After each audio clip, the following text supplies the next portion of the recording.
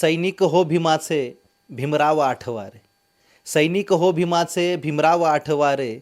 चला निळ्या निशाणाखाली सर्वांनी एक व्हारे.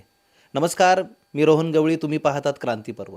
मित्रांनो, प्रभाग क्रमांक 2 मधील आंबेडकरी चळवळीचं नेतृत्व आणि चांगल्या पद्धतीने ज्यांचं समाजात काम आहे, समाजात काय कमी पडतंय, समाजाला काय हवं आहे याची जाण असणारे सन्माननीय संजयजी गायकवाड माझ्यासोबत आहेत. त्यांना प्रभाग क्रमांक 2च्या बाबतीत काय वाटतं? जो प्रभाग क्रमांक 2 आंबेडकरी चळवळीचा बालेकिल्ला आहे, खरंच या बालेकिल्ल्यामध्ये सध्या काय चालू आहे आपण जाणून घेणार आहोत. माझ्यासोबत स्वतः संजयजी गायकवाड आहेत. ते नालंदा फाउंडेशनचे अध्यक्ष आहेत. दादा, आपलं क्रांतीपर्वमध्ये स्वागत आहे. काय सांगाल, आंबेडकरी चळवळीच्या बालेकिल्ल्यात काय चाललंय? आता पुणे महानगरपालिकेची ही निवडणूक आहे. तुमच्या मनातला कोण उमेदवार आहे? आंबेडकरी विचार रुजवणारा खरा उमेदवार कोण? सर्वप्रथम क्रांतीपर्व चॅनलचे हार्दिक आभार आणि सर्वांना सप्रेम जय भीम. पुणे महानगरपालिका सार्वत्रिक निवडणुका 2026 प्रभाग क्रमांक 2मध्ये अटीतटीच्या निवडणुका आणि उमेदवार उभे आहेत. खरं पाहिलं तर हा भाग हा आंबेडकरी चळवळीचा, पारंपरिक आंबेडकर चळवळीच्या मागे उभा राहणारा प्रभाग आहे.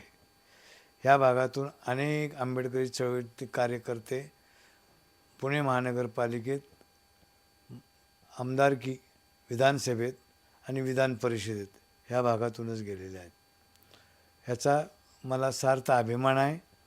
आणि आज ह्या 2 नंबर प्रभागामध्ये काँग्रेस पक्षाच्या प्रियांका रणपिसे ह्या उमेदवार ज्या आहेत, ह्या कुटुंबाला एक ऐतिहासिक आणि मोठा इतिहास आहे. ज्या भागामध्ये पुरंदर तालुक्यातील अनेक लोक शिक्षण आणि नोकरीच्या निमित्ताने आली, त्यापैकी हे एक कुटुंब. आणि देशातली बाबासाहेब आंबेडकरांची पहिली जयंती प्रियांकाच्या आजोबांनी चालू केलेली आहे. ते जनार्दन रणपिसे, ते DCM मिशनचे शिक्षण संस्थेचे सरचिटणीस होते. त्यांच्या पावलावर पाऊल ठेवून शरद रणपिसेंनी या भागामध्ये वास्तव्य करत असताना नागपूर चाळीमध्ये नगरसेवक पदाचा बहुमान मिळवला.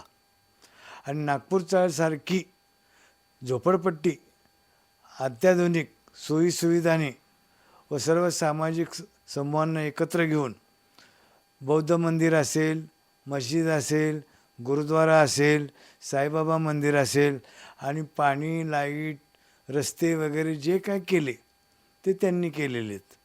त्यांनी जी पुण्यामध्ये मोठ्या प्रमाणात झोपडपट्टी परिषद घेतली, त्या परिषदेची गर्दी बघूनच, त्या गर्दीमध्ये विशेषतः मागासवर्गीय, अल्पसंख्याक आणि ज्यांना घराचा प्रश्न भेडसावत होता अशीच लोक अहिल्याश्रम येथे उपस्थित होती. स्टेजवरच तत्कालीन रामराव आदिक यांनी त्यांना पर्वती विधानसभा मतदारसंघातून एक संधी दिली. त्यानंतर ते गेली 30 वर्ष दोन्ही सभागृहामध्ये आमदार म्हणून कार्यरत राहिले. त्या कुटुंबातील प्रियांका 40 वर्षानंतर ह्या निवडणुकीला सामोरे जात आहे. आणि सामोरे जात असताना त्यांनी जे काय काम केलेलं आहे तिथं, हे कोणीही डावलू शकत नाही, कुठलाही समाज डावलू शकत नाही. कारण रणपिसे साहेबांनी अनेकांना रोजगार दिले, अनेकांना वेगवेगळ्या पद्धतीने मदती केलेल्या आहेत. अनेक ज्येष्ठ नेत्यांना काँग्रेस पक्षात असून देखील मदत केलेली आहे. कुणाला वस्तुरूपाने केली, कुणाला आर्थिक रूपाने केली. माझ्यासारख्या कार्यकर्त्याला देखील बुद्धविहार निर्मितीसाठी 25,000ची देणगी दिलेली आहे. मग अशा होतकरू, सुशिक्षित, पदवीधर लोकांना आपण मदत करण्यामागे कमी पडण्याचे कारण काय? देशाची परिस्थिती बदलत असताना आता देशाने सन 14 जे काय आपण पाहतोय, तर राज्यघटनेवर जो हल्ला सुरू झालेला आहे, संविधानावर, सरन्यायाधीशावर हल्ला चालू झालेला आहे, हे कुणालाही न पटणारं आहे, कुणालाही रुचणारं नाही.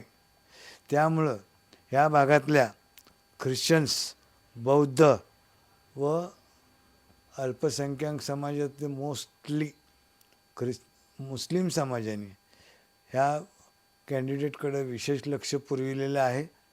जुन्या उमेदवारांबद्दल काही आम्ही म्हणणार नाही, पण जुने उमेदवार देखील त्यांचेच. चलवादीचे वडील मरियप्पा हे देखील त्यांचेच. शाळाचं परवानगी देखील त्यांनीच दिली. ही जी शाळा आहे या प्रभागामध्ये ही मर्याप्पांना त्यांनीच दिलेली आहे. मुलं मुली बघतायत ती शाळा, पण ह्या भागात त्यांचं विशेष लक्ष आहे. अनेक काही आपल्याला इथं कामं करायची आहेत. त्यामुळं आपल्याला आजची कॅन्डिडेट ह्या कुटुंबवत्सल महिलांपेक्षा ती मुलगी सगळ्यांना भावलेली आहे. तळमळीने काम करेल आणि हक्काने तिच्याकडनं काम करून घेऊ अशी लोकांची भावना आहे. दादा, म्हणून प्रियंकाताई हवे त्या सर्व गोष्टींमुळं. हो, प्रियंकाताईची आज इथे गरज आहे.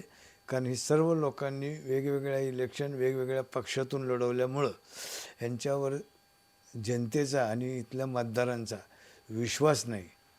आणि बलाढ्य माणसांना आणून केवळ समाजाला वेठीस धरून मतदान मागणे हे इथल्या नागरिकांना आणि मतदारांना योग्य वाटत नाही. त्यापेक्षा नवीन चेहऱ्याला संधी मिळावी. नवीन चेहऱ्यांची पहिलीच इलेक्शन आहे आणि पहिल्या इलेक्शनमुळं तिला विजयाची खात्री आहे आणि विजयी होणार असं खुणगाट बांधून ती तिचं कामकाज चालू केलेलं आहे. तर मित्रांनो, हे होते आपल्यासोबत आंबेडकरी चळवळीचे ज्येष्ठ नेते, ज्येष्ठ समाजसेवक सन्मान्य संजयजी गायकवाड. ते नालंदा फाउंडेशनचे अध्यक्ष आहेत.